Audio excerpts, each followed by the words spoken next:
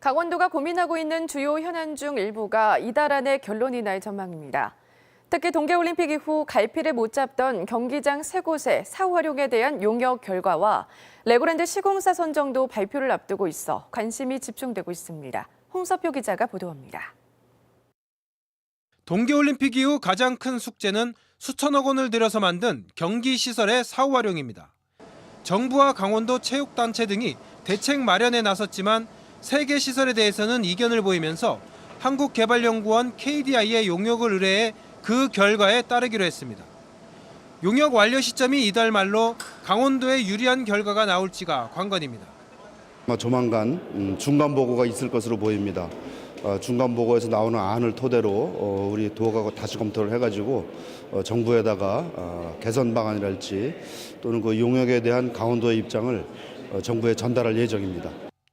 강원도가 지난해 추산한 3개 시설의 연간 적자 규모를 보면 스피드 스케이팅 경기장 13억 원을 비롯해 강릉 하키센터 14억 원, 슬라이딩 센터 12억 원 등 40억 원이 넘습니다.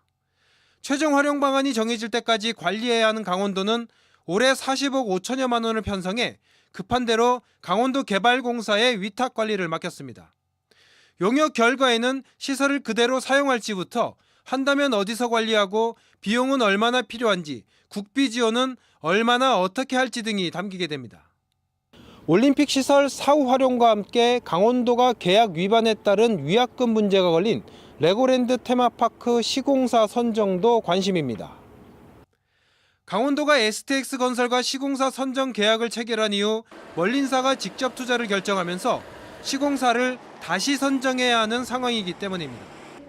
멀린사는 지난달 초 국내 굴지의 건설사 3곳과 설명회를 개최했습니다.